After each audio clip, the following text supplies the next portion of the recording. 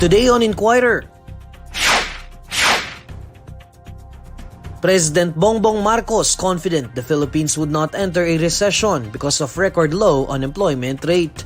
Malakas ang loob natin, hindi tayo magkakaroon ng recession dito sa Pilipinas dahil masyadong mababang unemployment rate. Maharlika Wealth Fund is unnecessary and unaffordable, according to Senator Risa Hontiveros. Supreme Court sets earlier dates for 2023 bar examinations, computerized and localized exams to be retained. And Hidilyn Diaz dominates World Weightlifting Championships with 3 gold medals.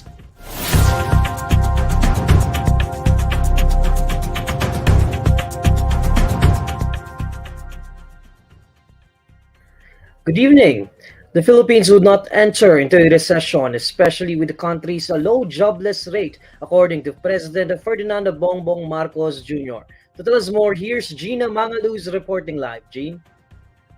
Well, Neil, President Ferdinand Bongbong Marcos Jr. said that he's confident that the Philippines will not enter a recession because the unemployment rate has fallen to a record low of 4.5%.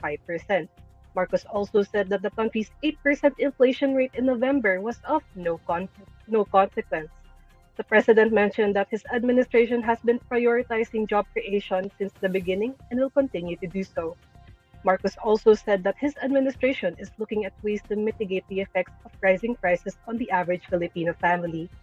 Preliminary results of the Philippine Statistics Authority's latest labor force survey indicated that the country's unemployment rate dropped to 4.5% in October.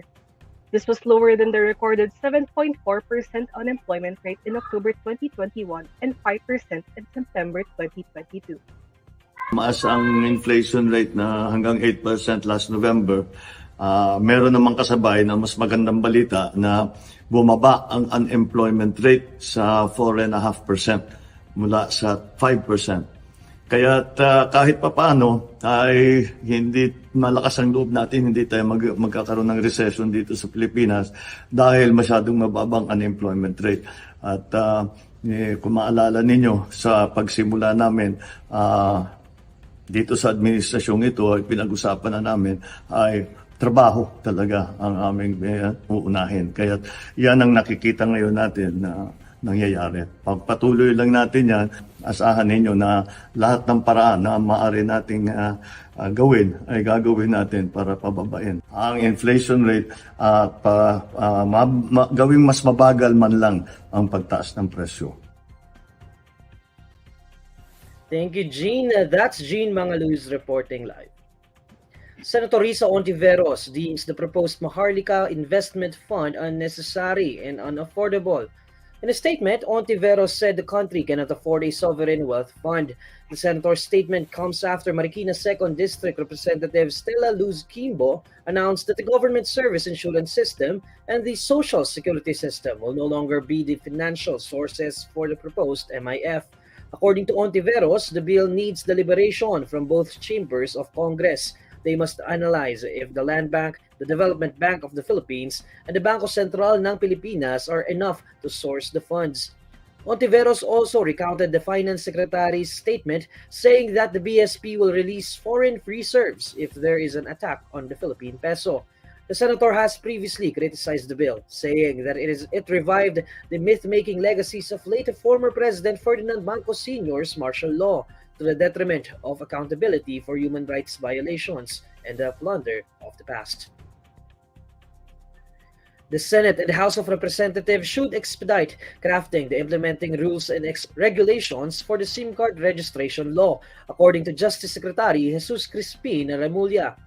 The DOJ chief says the new law would be a key tool against child online exploitation in the country. Remulla said telecommunication companies have been instrumental in the increase of child online exploitation cases in the country.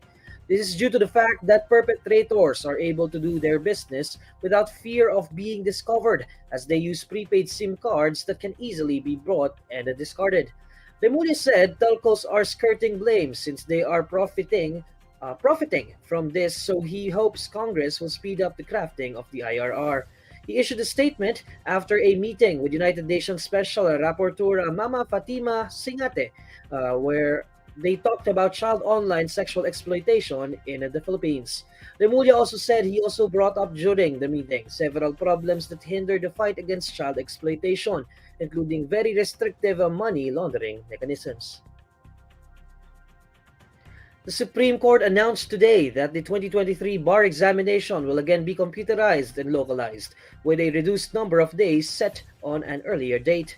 The SC also announced that the number of examination days has been reduced from 4 days to 3 days. The 2023 bar examinations are set to be held on September 17, 20, and 24.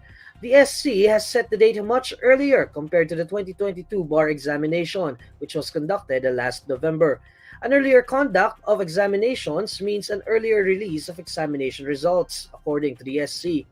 The core subjects to be tackled in the examination have also been narrowed down from 8 to 6, with political and public international law and commercial and taxation laws on the first day of examination, civil law and labor law on the second day, and criminal law and remedial law, legal and judicial ethics with practical exercises on the third day. Meanwhile, the digitalization and localization of the bar examinations will be retained.